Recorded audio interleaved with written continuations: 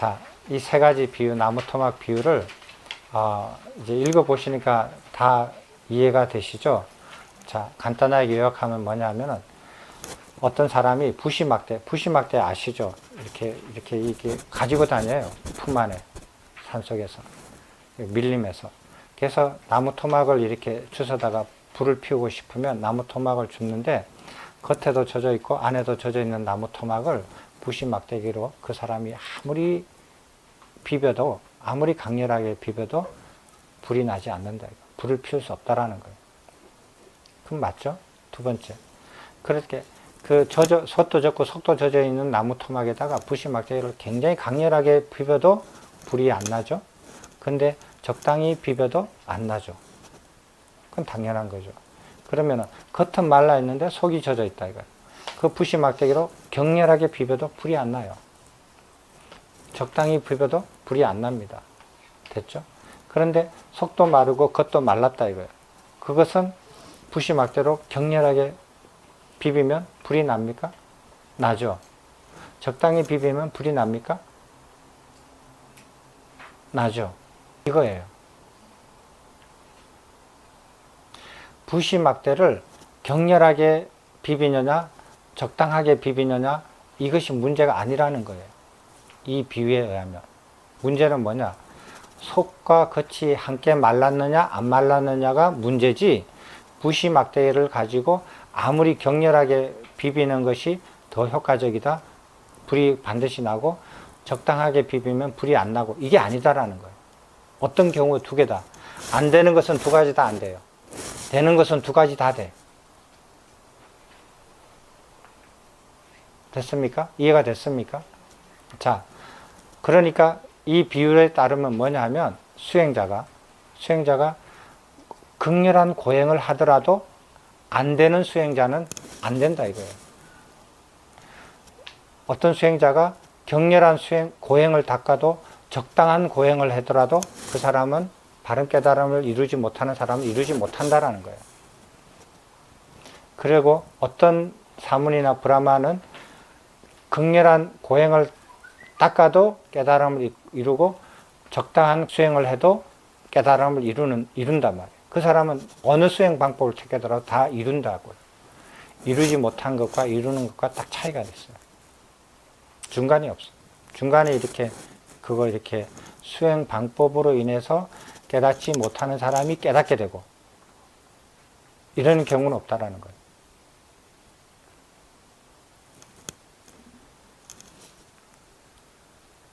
이 비유가 그렇습니다. 사람들은 자기를 돌아보지 않고 수행 방법을 찾아요. 그래서 자기한테 맞는 수행 방법을 찾습니다. 그래서 그 수행 방법을 찾아가지고 수행하면 깨달을 거라고 믿어요. 그렇게 또 얘기 듣고 그래서 그 방법으로 열심히 해요. 아, 이게 내 수행법이 맞는 거다 라고 생각하면서 그걸 하면은 깨달음에 이를 거라고 생각을 해요. 그리고 그렇게 했음에도 불구하고 못 깨달았다. 아직까지 못 깨달았다 하면은 뭐라고 생각하냐면은 내가 더 열심히 안 해서 그렇구나 라고 생각을 해요. 더 지극하게 더 강렬하게 수행을 하면은 깨달을 수 있겠다. 내가 더 강렬하고 지극하게 하지 않아서 깨닫지 못한다 라고 생각을 하고 살아요. 맞죠? 다 그렇게 살아요. 근데 여기 예를 들어봅시다. 여기에는 그런 생각이 잘못됐다라는 것을 말해줘요. 속과 안이 젖어 있는 수행자는 아무리 강렬한 고행을 하더라도 깨닫지 못해요. 그렇다고 해서 적당한 수행을 한다고 해서 깨닫는 건 아니에요. 당연히 그것도 안 돼요. 그리고 겉은 말라 있는데 속이 젖어 있는 수행자는 그러면 그것도 아무리 강한 고행을 하더라도 깨닫지 못해요. 그러면 적절한 수행을 하면 깨닫느냐? 그것도 안 돼요. 속과 겉이 다 말라 있는 수행자는 고행을 해도 깨닫고 고행을 하지 않아도 깨달아요. 적절한 수행을 해도 깨달아요. 이 결론에 나왔습니다. 이 비유가 틀린 비유입니까? 틀린 비유입니까? 그래서 부처님이 이 전에 들어보지 않았던, 전에 어느 누구한테도 들어보지도 않고 읽어보지도 않고 생각해보지 않았던 이런 비유가 즉각 멀리 오르는 거예요. 그래서 고행이, 지극한 고행이 의미가 없다라는 걸 알아요. 여기 이 비유로 따지면 의미가 없죠. 의미가 없죠. 그럼 부처님은 스스로 생각합니다. 자기 스스로는 그러면 속과 겉이 다 젖은 사람이냐? 속은 젖어 있고 겉만 말라 있느냐? 속과 겉이 다 마른 사람이냐? 그건 자기 스스로 알잖아요. 자기 스스로 압니다. 그래서 고행은 버려요. 자, 그 다음에 이제 그 다음 거를 읽어봅시다. 우리가 부처님께서 저기 그 스승을 떠나가지고 그 우르벨라의 장군총 그 강변에서 혼자 수행을 하시다가 정각을 이루신 거는 여러분들이 다 알아요. 근데 그 과정에서 어떤 수행을 했는지, 어떤 생각을 가지고 어떤 수행을 찾아갔는지, 이런 거에 대해서는, 면밀하게 이렇게 저도 관심이 있었거든요. 봤는데, 이 경전이 이제 이 비유가 다른 경전에서 제가 이때까지는 다 보지는 못했지만, 제가 본 경전 안에서는 이 경전에 그 내용이 나와요. 부처님이 왜 고행을 버리시고, 이렇게 중도를 알아채시고, 고행을 버리시면서 수행을 몇 주 해가지고 정각을 이루시거든요. 시간이 많이 걸리지 않아요. 그때부터는. 자, 그 다음 한번 읽어보십시다. 깨달음을 위한 길입니다. 악기배산하여 그러한 나에게 이런 생각이 들었다. 깨달음을 얻을 다른 길은 없을까? 나는 수행에 관한 가르침과 체험에 관한 모든 기억을 더듬었다. 나는 어릴 적 아버님께서 사가족의 시원한 남부 그늘에 흘러앉아 있었던 것을 기억하였다. 그때 나는 감각적 욕망을 완전히 떨쳐버리고 해로운 법들을 떨쳐버린 뒤 일으킨 생각과 지속적인 고찰이 있고 여러 적을 쓰며 생긴 기쁨과 행복이 있는 초선정을 부족하여 머물렀던 적이 있었는데 혹시 그것이 깨달음을 위한 길이 되지 않을까? 악기배산하여 그러한 나에게 그 기억을 따라서 이것이 깨달음을 위한 길이다라는 인식이 즉각 일어났다. 악기배산하여 그러한 나에게 이러한 생각이 들었다. 초선정의 기쁨과 행복은 감각적 욕망과도 상관없고 해로운 법과도 상관이 없는데 나는 그것을 왜 두려워하는가? 악기배산하여 그러한 나에게 이러한 생각이 들었다. 감각적 욕망과도 상관이 없고 해로운 법과도 상관이 없는 그러한 기쁨과 행복을 나는 두려워하지 않는다. 악기배산하여 그러한 나에게 이러한 생각이 들었다.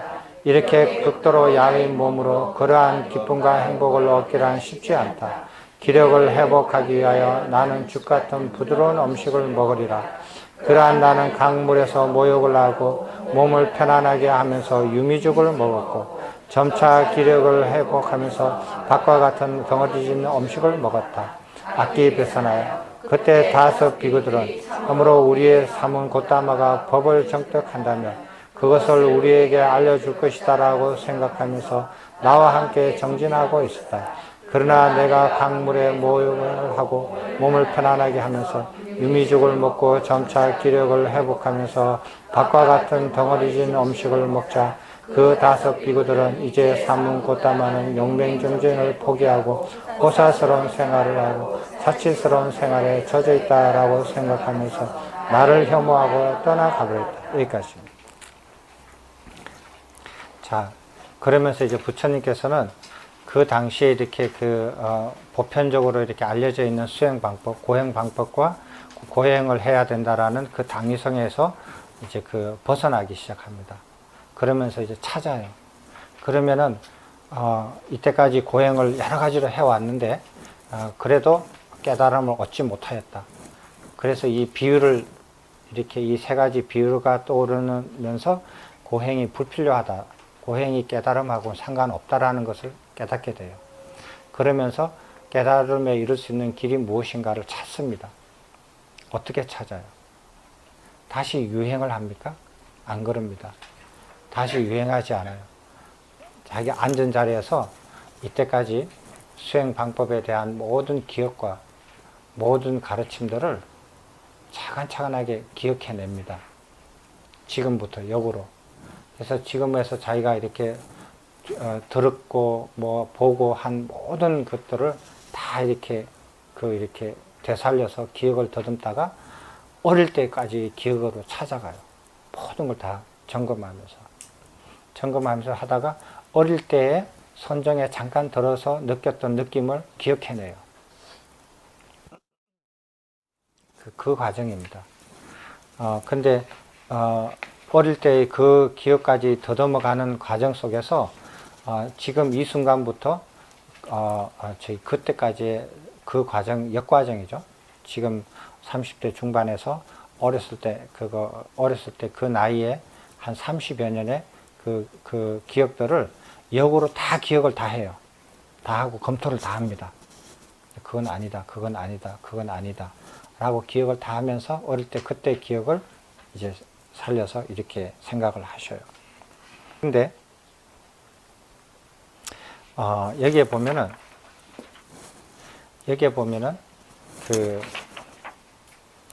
초선정의 기쁨과 행복을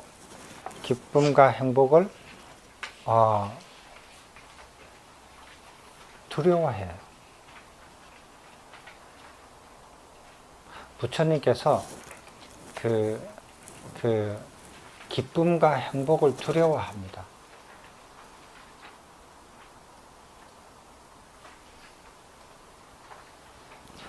두려워했다라는 걸 알 수가 있어요. 여기에. 그래서 내가 왜 두려워하고 있지? 라고 이렇게 스스로 이렇게 생각을 하는 거 보면은 그 생각하기 이전에는 두려워했었어요. 자, 기쁨과 행복을 왜 두려워합니까?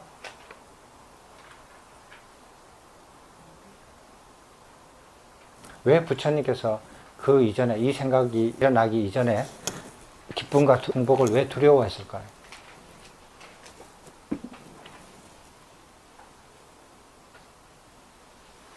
좀 죄책감 그러지 않을까요? 본인은 아주 유혹하고 아주 행복하게 살고 있는데 밖에 저기 나와서 보니까 비참하게 살아가는 여러 삶을 보게 되었고 거기서 이렇게 어떤 행복함이 오히려 불편하게 하지 않았을까. 그러니까 기쁨과 행복이 두려운 이유는 자기의 기쁨과 행복이 두려운 이유는 세상 사람들이 괴롭고 힘들게 사는 걸 보니까 자책감이 생겨서 자책감 때문에 그렇게 생각했다 이 말씀이시죠. 여러 부분 말씀하지 말고 가장 핵심되는 부분만 딱 말씀하세요. 오히려 그게 어떤 욕망적인 어떤 부분하고 연결되지 않았을까? 아니면 또 부정적인 어떤 의미로 받아들이지 않았을까? 이거면 이거고 저거면 저거지 이거지 않을까 저거지 않을까 더듬지 마세요. 감 같은 운명을 두려워하는 마음이 많이 잔재되어 있었기 때문에 왜 기쁨과 행복을 두려워했을까요? 예?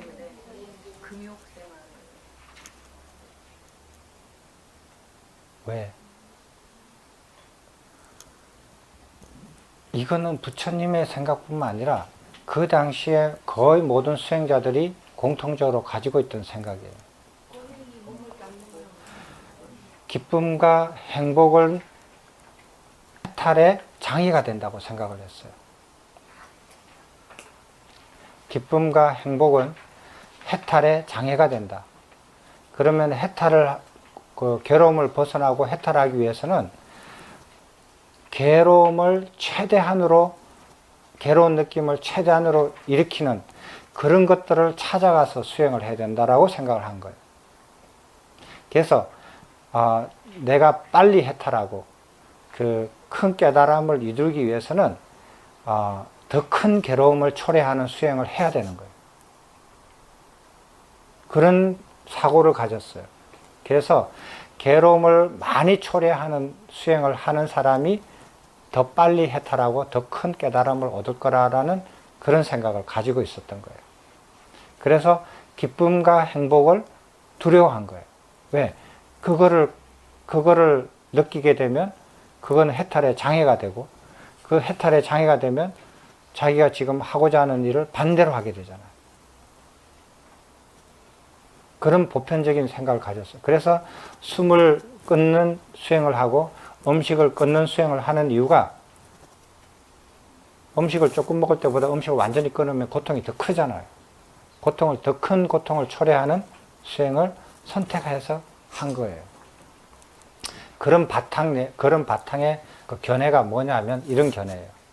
그래서 기쁨과 행복을 두려워한 거예요.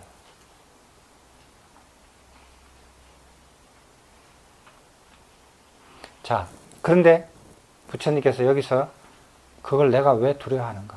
두려워할 필요가 없다. 왜? 왜 그랬어요?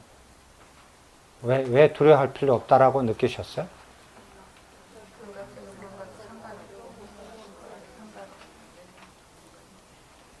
네, 두 가지의 상관이 없기 때문에. 두 가지가 뭐냐? 감각적 욕망에 상관이 없고 불선법에 상관이 없다. 감각적 욕망에 상관이 없고 불선법에 상관이 없기 때문에 이것은 두려워할 필요가 없다. 됐죠? 그러면은 무엇을 깨달았냐면 이 시점에서 해탈의 장애가 되는 것은 기쁨과 행복이 아니다. 기쁨과 행복이 아니고 무엇이다?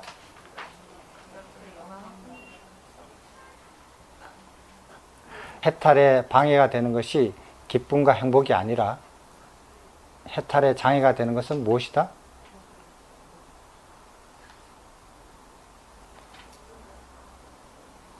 고행하고 덜 고행하고 많이 고행하는 것은 아까 앞에 세 가지 비유에서 뭐라고 했어요? 상관이 없다라고 했죠. 상관이 없지 장애가 된다, 도움이 된다 이런 말은 없잖아요. 상관이 없다라고 한 거예요. 그런 선택은. 그럼 여기서는 뭐냐? 해탈의 장애가 되고 깨달음의 장애가 되는 것이 기쁨과 행복이 아니고 무엇이다? 예, 그렇죠. 그걸 찾아낸 거예요. 감각적 욕망과 불선법 이 두 가지가 해탈의 장애가 된다라고 말씀하신 거예요. 알아낸 거예요. 기쁨과 행복이 아니다. 기쁨과 행복이 해탈의 장애가 되지 않는다. 고행이 해탈에 도움을 주지 않는다. 상관이 없다. 결론이 그겁니다. 됐습니까? 이걸 깨닫고 나서 정각을 이루기까지는 얼마 안 걸렸어요. 단위가 주 단위예요. 연 단위가 아닙니다. 됐어요? 우리는 이제 이 경전을 공부했으니까 이걸 다 알아요. 이걸 다 알아요. 이거를 진짜 몸과 마음으로 다 수용을 해서 받아들여서 수행을 하신다면 오랜 세월 안 걸립니다. 자, 그렇게 해서 어떻게 했느냐 하면은, 선정을 닦았어요. 그 다음에 선정 내용과 산명의 내용은 저번에 공부를 다 이렇게 반복적으로 한 거기 때문에 설명을 하지 않고 간단하게 읽어 나가겠습니다. 선정을 닦음. 악기 배선하여 기력을 회복한 나는 어릴 적 기억을 쫓아 조선정을 닦아 머물렀다. 악기 배선하여 나에게 비록 이러한 이생일학의 즐거운 느낌이 일어났지만 그것이 내 마음을 제압하지는 못하였다. 왜요? 왜요? 이생희락의 즐거운 느낌이 일어났지만 그것이 내 마음을 제압하여 머무르지는 못하였다. 왜요? 예? 왜요? 뭐라고요? 이제 우리 거사님도 중얼거리시네. 예, 몸을 닦았기 때문에. 자, 몸을 어떻게 닦았습니까? 몸을 어떻게 닦았습니까?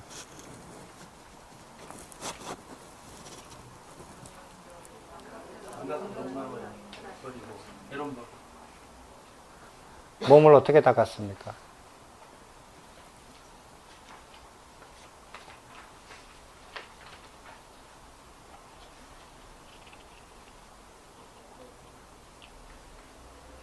이 경전에 나오는 내용으로 몸을 닦은 게 뭡니까?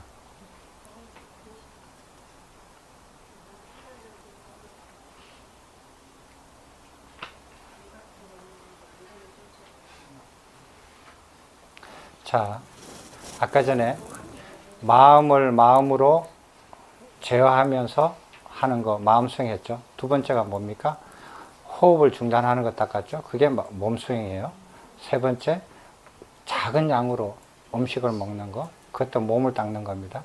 음식을 끊고 하는 거, 몸을 닦는 겁니다. 이런 몸을 닦는 거를 했어요. 그래서 여기서 그 위에 이 경전에서 몸을 닦는 건 내용을 없어요. 밝히지 않았어요. 그러면은 이 경전의 흐름에 따라서 보면 즐거운 느낌이 일어나서 그 즐거운 느낌이 마음을 제압해요. 머무르지 않는 이유는 몸을 닦아야 되기 때문인데 몸을 닦은 거는 앞에서 고행하면서 닦은 거예요. 됐죠? 그렇게 이 경전 내용으로만 읽으면은 그렇게 됩니다. 그래서 이제 문제가 됩니다. 뭐냐 하면은 성자의 법과 율에서 몸을 닦는 것과 마음을 닦는 수행법이 무엇인지 밝혀내셔야 돼요. 그래서 고행을 여기서 버려라. 고행을 닦는 거에서 고행으로 몸을 닦고 마음을 닦는 것은 버려라고 했는데 그러면은 여기에서 초선정, 이선정 계속 가면서 몸을 닦은 결과가 나오거든요. 나오는데 그러면은 성자의 법과 율에서 몸을 닦는 것, 법을 닦는 것이 어떤 내용인지 알아내셔야 돼요. 그죠? 안 그러면, 그게 모르면 어떻게 되느냐 하면 고행을 다시 해야 돼요. 누구든지 다, 부처님처럼. 고행을 해서 몸과 마음을 닦고 그것이 아니라는 거 부처님처럼 깨달아가지고 그것을 버리고 부처님처럼 버리고 다시 부처님 가르침을 다시 시작해야 돼요. 안 그렇습니까? 그걸 찾아내셔야 돼요. 그래서 부처님처럼 고행으로 몸과 마음을 안 닦아도 부처님의 가르침만 가지고 깨달음에 이룰 수 있는 아란이 된 수많은 비구들처럼 그렇게 닦을 수 있다는 것을 이해를 하셔야 돼요. 그걸 알아내셔야 돼요. 그게 30번째 문제입니까? 31번째 문제입니까? 그 문제가 이제 30번째 문제인가 31번째 문제인가 그래요. 그 문제를 푸셔야 됩니다. 이렇게 문제를 하나씩 내드립니다. 공부하시는데 도움이 되시라고요. 그래서 그 문제를 푸시기 바랍니다. 우리 거사님 그 문제 푸실 거예요? 그 문제를 안 풀면은 어떻게 되냐면은 부처님처럼 다 고행을 하셔야 돼요. 고행을 해서 몸과 마음을 닦고 그리고 부처님처럼 고행을 버리셔야 되고 그리고 부처님처럼 다시 부처님의 가르침에 따라서 깨달음을 이루셔야 돼요. 그래야 맞는 말입니다. 그렇게 그 문제를 풀면은 고행을 안 하셔도 됩니다. 자, 그 선정을 2선정, 3선정, 4선정을 했습니다. 그 다음에 3명을 정득하는 거요. 3명이 숙명통과 천안통과 누진통 이 세 가지입니다. 이것도 다 똑같이 숙명통의 즐거운 느낌, 천안통의 즐거운 느낌, 누진통의 즐거운 느낌이 일어났지만 그것이 내 마음을 제압하여 머무르지는 않았다. 왜냐? 몸을 닦았기 때문이다. 이렇게 됩니다. 되셨습니까? 자, 근데 한 가지 더 보십시다. 이게 재밌는 사실이 하나 있어요. 그게 뭐냐면 수행을 하다가 괴로운 느낌이 일어납니다.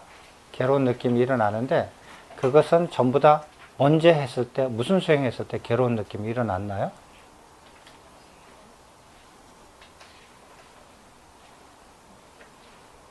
네? 이 경전에서 제가 이 경전 범위를 벗어나서 안 물어봅니다. 지금 이 경전을 읽어본 갇힌 자리에서 시공간에서 같이 읽어본 이 내용 안에서만 물어봅니다. 이 바깥에 다른 지식이 없다고 해서 이 답을 못하는 거 안 그래요. 오늘 읽은 이 범위 내에서 답을 하시면 돼요. 자, 수행을 할 때 괴로운 느낌이 언제 일어납니까? 어떤 수행을 할 때 괴로운 느낌이 일어나죠? 네? 괴로운 느낌이 일어나는 수행을 고행이라 그래요. 고행을 할 때 괴로운 느낌이 일어납니다. 그죠? 그래서 아까 전에 마음으로 마음을 제압하면서 겨드랑이에 땀이 나면서 그 수행, 호흡을 중단하는 행위, 수행, 그 다음에 음식을 조금 먹는 수행, 음식을 중단하는 수행. 이런 것이 고행에 해당이 됩니다.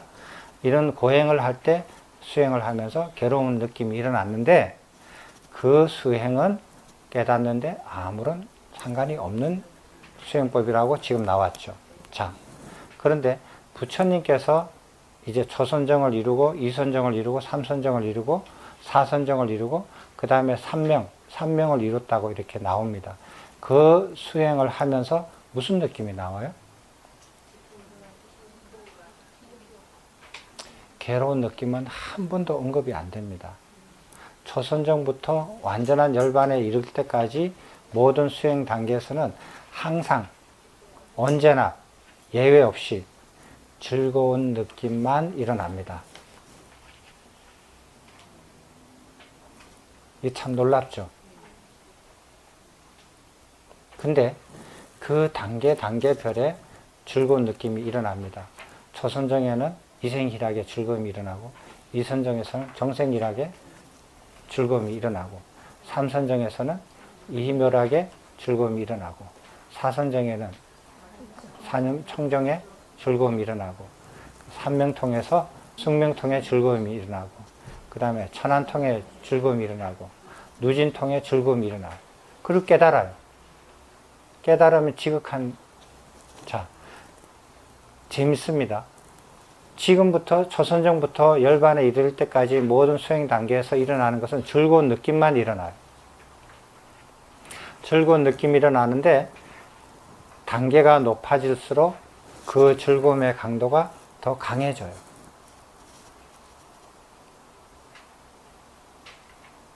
근데 왜 안 합니까?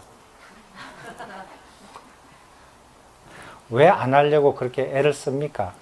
하는 거예요. 더 즐거운 느낌만 생기는데 왜 안 하느냐? 고행에 대한 관념이 머릿속에 가득 있기 때문에 그래요. 지금도 수행하라고 하면 뭐라도 불편하고 고통스러워야 뭐 한 거 아닐까? 이렇게 생각을 해요, 사람들이. 안 그렇습니다. 수행 단계에서 일어나는 느낌은 즐거운 느낌만 일어나요. 근데 그 즐거운 느낌이 가면 갈수록 더 강해져요. 강해집니다. 근데 조심해야 될 게 뭐냐 하면은 그 즐거운 느낌이 마음을 제압을 해서 마음에 머물러 버리면 어떻게 되느냐? 그 단계에 머물러 버리게 돼요. 계속 안 나가고 더 강렬한 즐거운 느낌이 있음에도 불구하고 지금 느끼는 즐거운 느낌에 다 만족을 해버려요. 그러면 머무릅니다. 자, 초선정부터 즐거움이 생깁니다. 즐거움이 생기고 그 다음에 계속 즐거움이 생겨요. 그럼 여기에서 생기는 즐거움은 뭐냐 이거예요.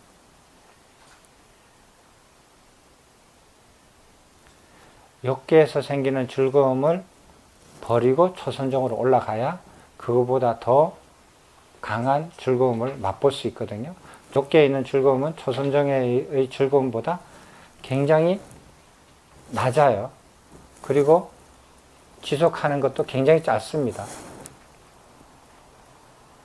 그래서 욕계에서의 즐거운 느낌은 오래 가지 않아요. 오래 가지 않고 그리고 즐거움보다도 괴로움이 더 많아요. 그런데 초선정의 즐거운 느낌은 그거보다 훨씬 더 오래 지속이 되고 더 강렬해요. 더 커요. 근데 왜 안 하느냐고. 왜 안 하려고 그렇게 기를 쓰느냐고요. 하는 겁니다. 그래서 초선정부터 계속 열반에 갈 때까지 괴로운 느낌 안 일어납니다. 즐거운 느낌만 지속적으로 일어납니다. 근데 그 즐거운 느낌에 마음을 장악해서 머무르지 않도록 해야 합니다. 그게 어떻게 해야 되느냐고요? 그렇게 하기 위해서 어떻게 해야 되느냐고요?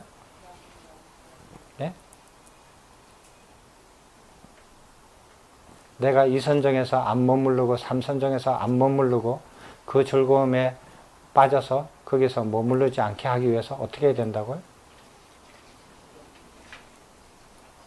즐거운 느낌이 마음을 제압해서 마음에 머무르지 않게 하기 위해서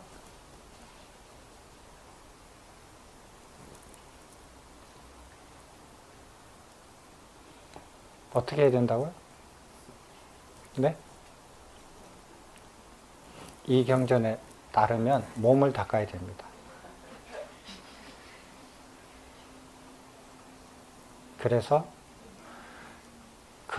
몸을 닦는 게 그게 그 열반에 올라갈 때까지 그 자기가 이룬 선정 상태에서 머물러서 그 즐거움에 마음이 머무르지 않게 하기 위해서 몸을 닦아야 돼요. 그래서 몸을 닦는 게 우스운 게 아닙니다. 간단한 일이 아닙니다.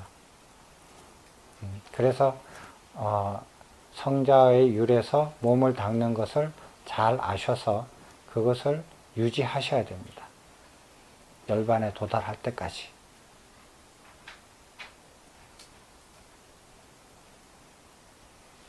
이 경전에 의하면 그렇습니다. 됐습니까? 자, 마지막 사작가의 의심을 한번 읽어보시겠습니다. 그래서 이제 사작가가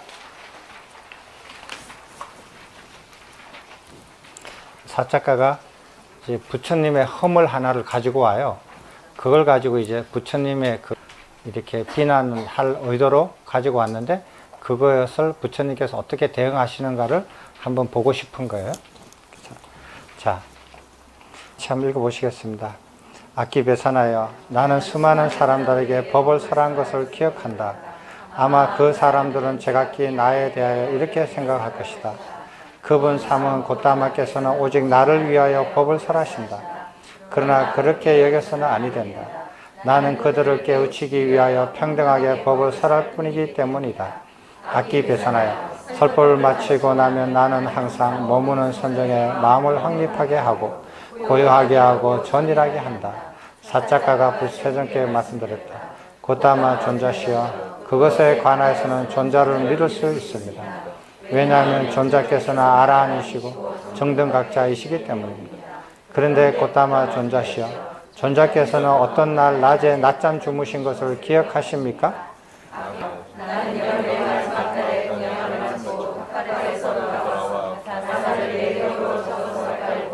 오른쪽 옆구리로 누워 항상 머무는 선정에 마음을 확립하게 하고 고요하게 하고 전일하게 하면서 낮에 낮잠을 잤던 것을 기억한다. 나작가가 세존께 말씀드렸다.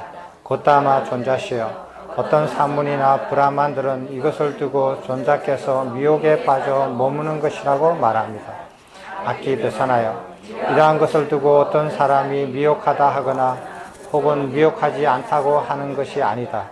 악기배산하여 어떻게 미혹한 사람이 되고 미혹하지 않는 사람이 되는지 그것을 설하리니 이제 마음을 잘 가다듬고 들어라. 그렇게 하겠습니다. 존자시여 라고 사작가는 세존께 대답하였다. 악기배산하여 누구든지 어떤 사람이 정신적 오염원이며 다시 태어남을 가져오게 하고 두렵고 괴로운 가보를 가져오게 하고 미래의 태어남과 죽음을 가져오게 하는 번뇌들을 제거하지 못하였다니 나는 그 사람을 미혹한 사람이라고 부른다. 그 사람은 번뇌를 제거하지 못하였기 때문에 미혹한 사람이 된다. 그러나 악기배산하여 누구든지 어떤 사람이 정신적 오염원이며 다시 태어남을 가져오게 하고 두렵고 괴로운 가보를 가져오게 하고 미래의 태어남과 늙음과 죽음을 가져오게 하는 번뇌들을 제거하였다며 나는 그 사람을 미혹하지 않는 사람이라고 부른다. 그 사람은 번뇌를 제거하기 때문에 미혹하지 않는 사람이 된다. 악기배산하여 나는 정신적 오염원이며 다시 태어남을 가져오게 하고 두렵고 괴로운 가보를 가져오게 하고 미래의 태어남과 죽음을 가져오게 하는 번뇌들을 모두 제거하였다. 예를 들면 뿌리도 잘리고 윗부분도 잘려서 줄기만 남은 야자수는 다시 자랄 수 없는 것처럼 모든 번뇌들과 그 뿌리들을 제거하고 멸절시켜 다시는 일어나지 않게 하였다. 여기까지. 그래서 이제 악기배산하가 그 두 번째 이렇게 그 자기가 마음에 품고 온 것을 이제 들이댑니다. 이제 첫 번째는 제자의 흠이고요. 그건 이제 이제 그거 다 해결이 됐어요. 자기가 졌죠. 이제 문제가 안 됐어요. 그 다음 두 번째가, 이제 그 부처님에 대한 험이에요. 소문에 의하면, 부처님께서 낮잠을 주무신 적이 있다라고 들었는데, 깨달은 자가 낮잠을 잘 수 있겠느냐 하는 겁니다. 그거는 그렇다면은 깨달은 자가 낮잠을 잤다면 그건 깨달음이 거짓이다 라고 이제 판단을 한 거예요. 그렇게 사람들 사이에서 말이 오고 갔어요. 그래서 그 말을 듣고 이제 부처님께 확인하러 가는 겁니다. 부처님 낮잠 주무시지 않으셨어요? 낮잠 자면은 그건 미혹한 거 아닙니까? 이렇게요. 근데 우리가 이렇게 그거 선정 상태를 공부하면서 이선정 이상이 되면은 그 잠을 안 잔다고 제가 그거 설명을 한 적이 있었죠. 그죠? 근데 낮잠을 주무신 거예요. 근데 근데 여기서 보면 부처님의 대답은 그거예요. 어떻게 낮잠을 잤느냐. 낮잠 잔 거는 맞다. 그렇지만 어떤 상태에서 낮잠을 잤느냐. 선정에 들어서 있는 상태에서 낮잠을 잤다라는 거예요. 그게 달라요.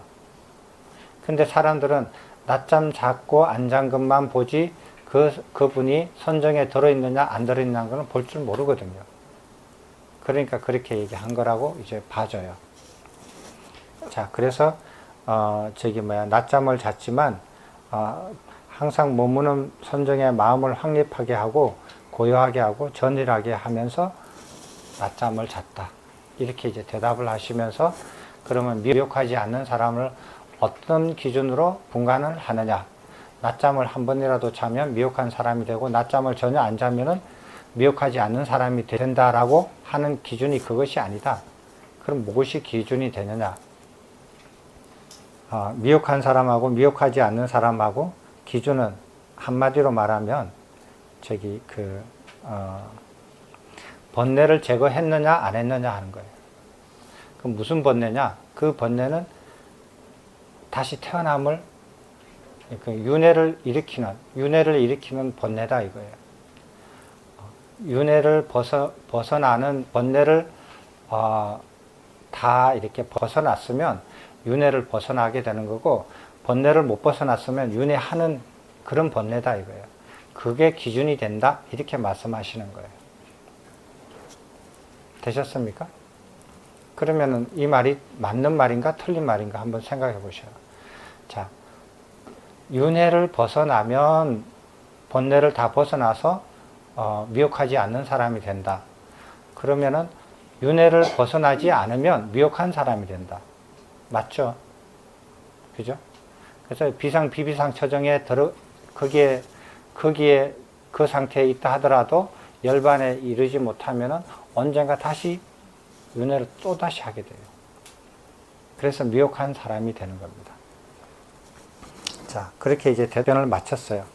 그 사자가의 이제 마지막으로 이제 그 사자가의 사과 이렇게 그가 있는 말입니다. 한번 같이 읽어보시겠습니다. 세존께서 이와 같이 말씀하셨을 때 사자가는 세존께 이렇게 말씀드렸다. 경이롭습니다. 곧다마 존자시여. 놀랍습니다. 곧다마 존자시여. 이와 같이 무례한 말로 비방하는 말로 거듭 대응하여도 존자께서는 피부색이 깨끗하고 안색이 맑으며 마음이 고요하십니다. 이것은 참으로 알아내시고 정등각자이신 존자에게 어울리십니다. 곧다마 존자시여. 예전에 저는 프라나 카사파와 논쟁을 벌였던 것을 기억합니다. 그와 논쟁을 시작하였더니 그는 엉뚱한 말로 논제를 받아 넘기거나 여러 가지 이유나 역질문으로 논제를 회피하여도 다시 내 불편함과 불만을 드러내고 화를 내고 분노하였습니다. 그의 피부색은 깨끗하지 못하였고 안색은 밝지 않았으며 마음은 고요하지 못하였습니다. 그러나 곧다마 존자께서는 이와 같이 무례한 말과 비방하려는 말로 거듭 대응하였다. 존자께서는 피부색이 깨끗하고 안색이 밝으며 마음이 고요하십니다. 이것은 참으로 아라니시고 정등각자이신 존자에게 어울립니다. 곧다마 존자시여. 예전에 저는 프라마카사파와 논쟁을 벌였던 것처럼 산자냐 벨린다 피타 아지카 케살라 캄발라 바쿠타 가자야카 막갈리 고살레 니간타 마타푸타와 같이 기억합니다. 그들과 논쟁을 시작하였더니 그들은 프라나 가사파처럼 엉뚱한 말로 논제를 받아 넘기거나 여러 가지 이유나 역질문으로 논제를 피하였고 마침내 불편함과 불안을 드러내고 화를 내고 분노하였습니다. 그들의 피부색은 깨끗하지 못하였고 안색은 밝지 않았으며 마음은 고요하지 못하였습니다.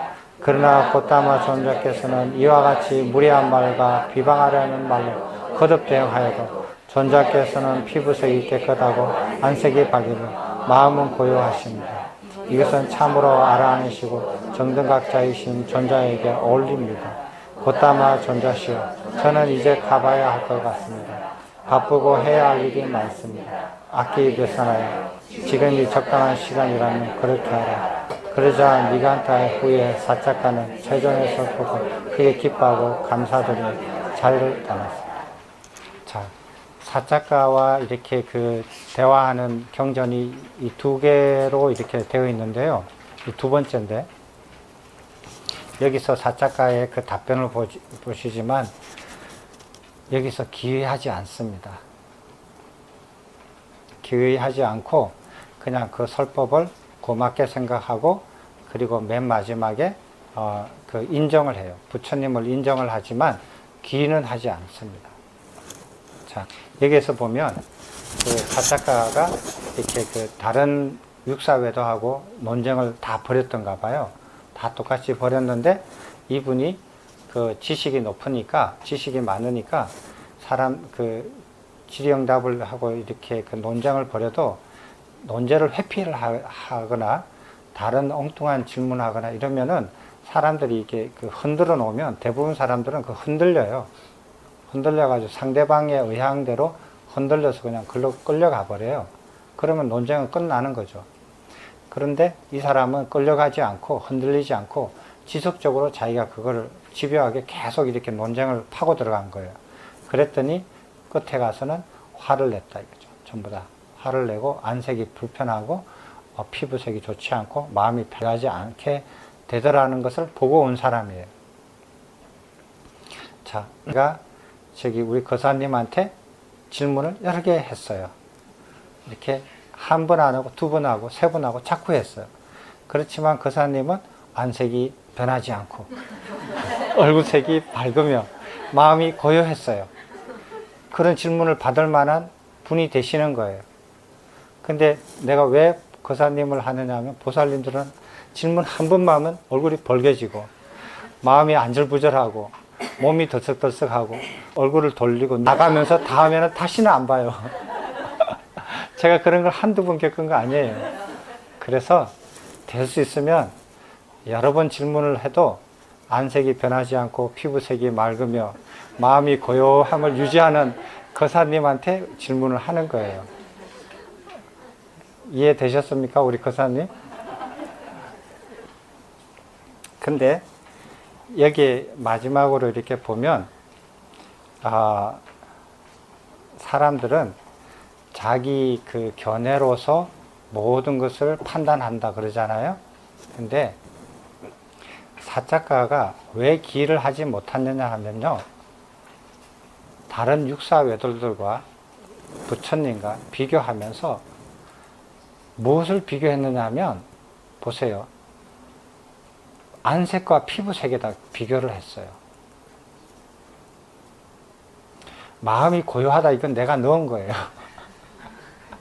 하도 그래서, 하도 너무 그래서. 그래도 마음이 좀 평온하게 보이잖아요. 그 정도는 넣을 수 있잖아요.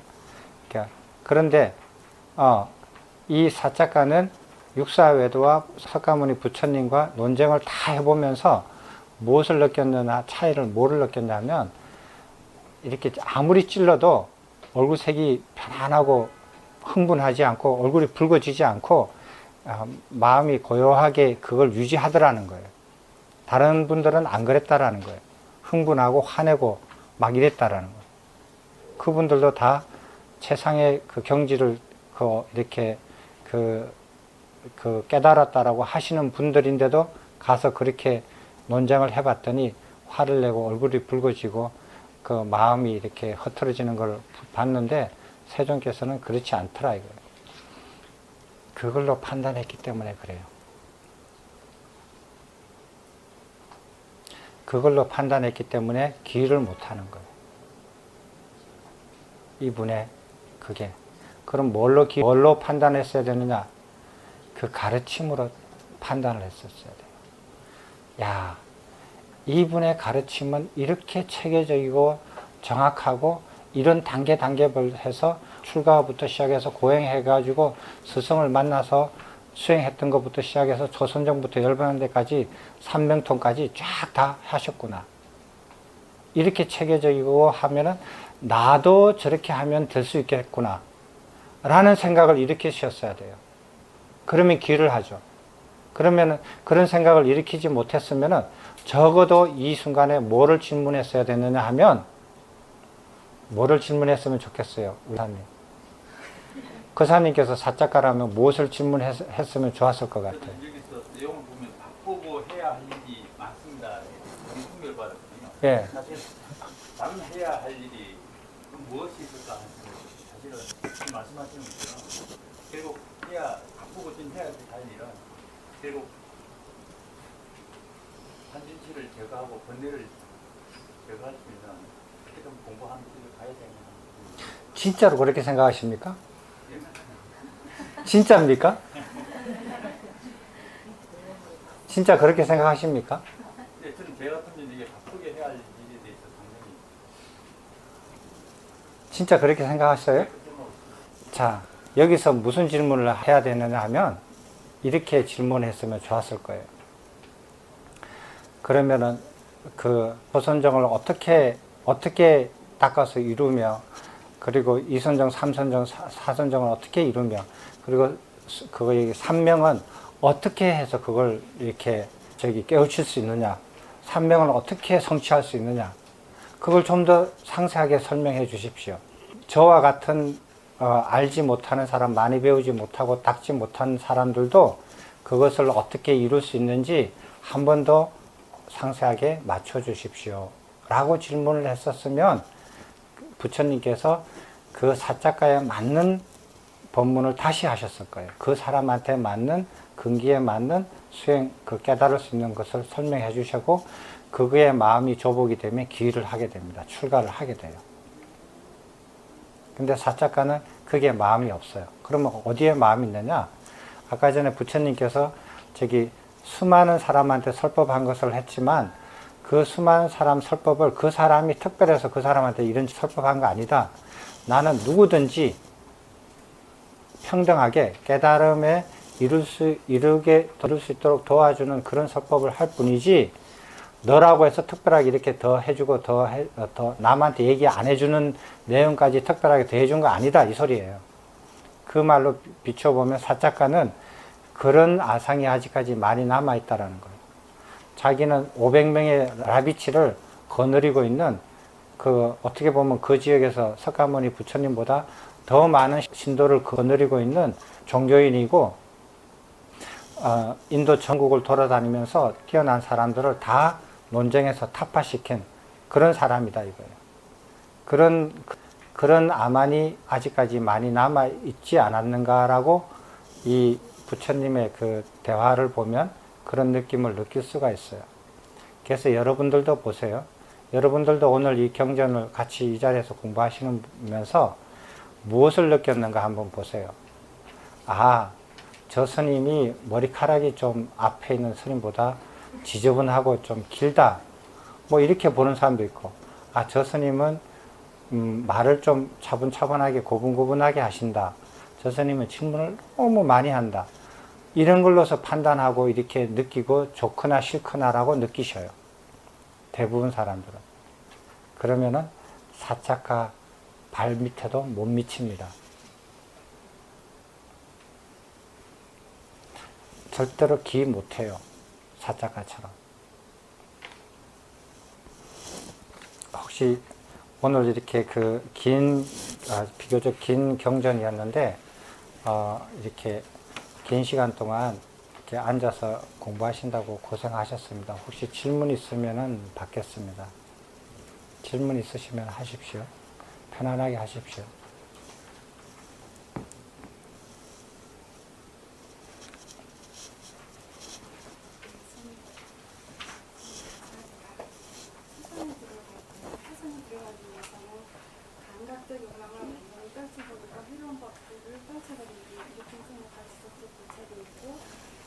잃어버렸으면서 생긴 희열과 행복이 있는 인생 희락이 있어야만이 투성이다 할 수 있잖아요.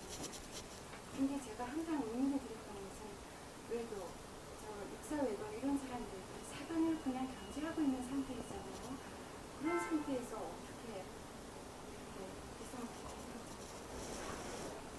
이렇게 되는 건지 이게 계속 의문이었습니다. 그게 문제인데 내보고 문제 풀어달라는 소리인데 그 문제 몇 번이죠? 제가 문제 낸 게 하나 있습니다. 사견을 유지한 채 초선정에 들어갈 수 있겠는가 없겠는가, 그 이유는 무엇인가 라는 질문입니다. 예를 들어서 육사 외도의 어떤 사견, 뭐 적취설이나 전변설이나 이런 사견을 유지한 채 초선정에 들어갈 수 있겠는가 없겠는가, 있다면 왜 그런가, 없다면 그 이유는 무엇인가 라는 질문입니다. 이런 질문들을 여러분들이 스스로 하나씩 풀어 가십시오. 제가 문제를 만들어 드렸습니다. 그 20 몇 번이에요. 네, 그래서 문제 푸는 거는 자유입니다. 제가 낸 문제는 대답을 안 합니다. 그 문제를 질문을 하더라도. 됐어요? 예, 같이 논의해 보십시오. 그런 문제들을 우리가, 이건 화두가 아닙니다. 화두가 아니에요. 누구든지 토론하고 공부하면서 생각해낼 수 있고 답을 알아낼 수 있고 답을 알아내야 하는 문제예요. 누구는 풀고 누구는 못 풀고 그런 거 아니에요. 화두가 아닙니다.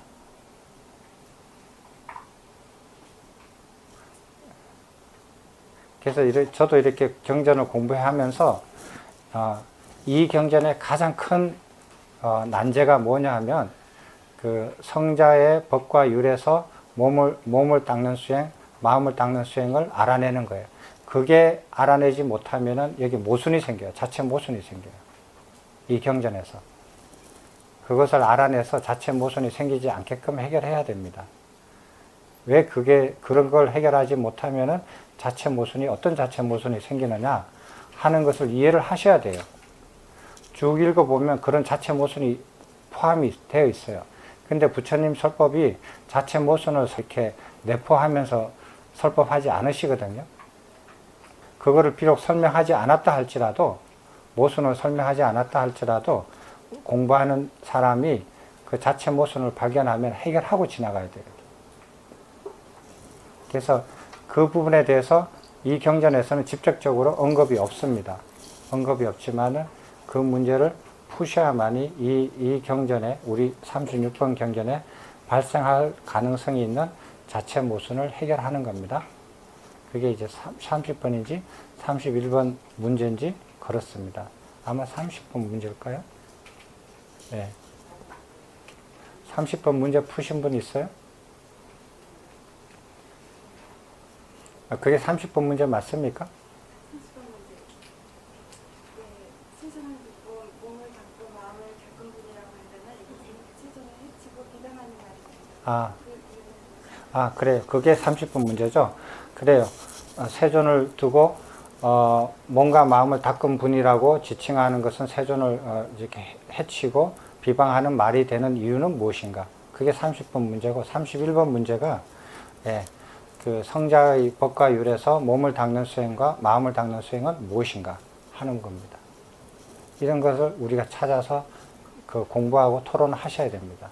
이런 걸 모르고요, 대충 읽고 지나가면 깨달아도 대충 깨달은 사람이 됩니다. 다른 질문 있습니까?